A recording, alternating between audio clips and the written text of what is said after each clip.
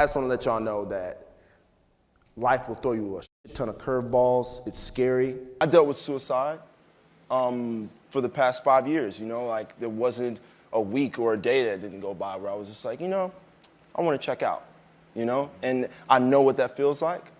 And I know it comes from loneliness. I know it comes from not having self-worth, not loving yourself. But like, if you believe, man, you know? If you believe, and if you want it, and if you want to work hard enough for it, it can be so.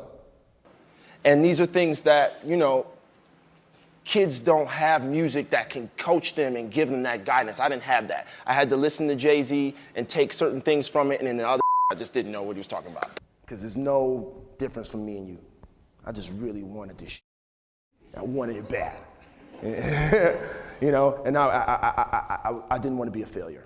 But what about the kids who, you know, you never really had an artist where you connected with them all across the board, you know?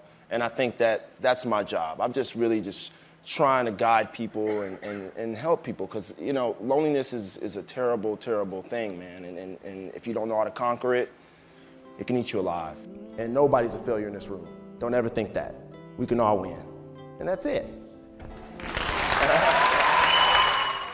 The track Pursuit of Happiness by rapper Kid Cudi has become his most popular and most iconic song to date, and it's hard to see another song of his topping it. And although the track's popularity is definitely deserved, it's also the reason for why there's a misconception around it, especially after the Steve Aoki remix of Pursuit of Happiness. And the remix is worth bringing up because the way it grew in popularity basically made it so it had a life of its own, as the energetic and chaotic remix of the track would become a staple in parties. It didn't blow up until after Project X. For some reason, like after Project X came out, it gave it like this new lease of life. It like gave it a new set of legs. It gave it a visual. This is the ultimate party. And then they dropped it. Yeah. It was like a music video inside of the movie. This would lead to a lot of people thinking that this track was a celebration of life, with the sound of the track being about what it meant to be happy, when in reality this was never really the case. And this song never really tried to hide it either. From the title of the song to the chorus, Kid Cudi makes it obvious that the song isn't about happiness, but the pursuit of it. The chorus itself looks at what it means to be on the pursuit of happiness, speaking on how often what we think will make us happy doesn't necessarily make us happy. Or in other words, everything is shining, always gonna be gold. And well, this concept is touched on in the first verse, where we see someone's search for happiness lead them down a dangerous road. Driving drunk, I'm doing my thing. A road where they don't care for anybody and don't care what they have to say. And by the end of the verse, not caring whether he lives or die, as long as he can say that he lived his best life. If I die, no, I lived and missed some bullets. This is better illustrated in one of the music videos for the song, where after a night of partying with Drake, apparently, Kid Cudi finally sees the effects of what has happened, finally seeing himself and realizing what he has become. This verse also mirrors what Kid Cudi went through, in the sense of needing these substances to get around on a day-by-day basis. The pressure? Yeah, I was like, man, I'm going to either kill myself or I'm going to do some drugs.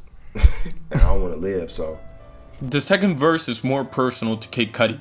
Men on the Moon 1 focuses heavy on dreams and nightmares, as this is something that Kid Cudi would struggle with for a lot of his life. And in the second verse, we can see just how these struggles have affected him. A guy so affected by his life that he just wants to stay in bed and do nothing. This is also visualized in the Megaforce version of the video. In this version of the video for the song, Kid Cudi constantly tries to get out of his couch, but he always ends up in the same place again, which is a good representation for wanting to do something in your life but being stuck in the same place, which fits very well with the lyrics on the track. And by the way, this video is awesome. I love the concept that they had for this, and it's one of my favorite music videos of all time. However, despite the repetitive days that he feels like nothing is worth worth living for, what keeps him going is the pursuit of happiness. The idea of him knowing that he'll be fine once he gets there, but in reality not knowing how to get there or if he's ever going to get there.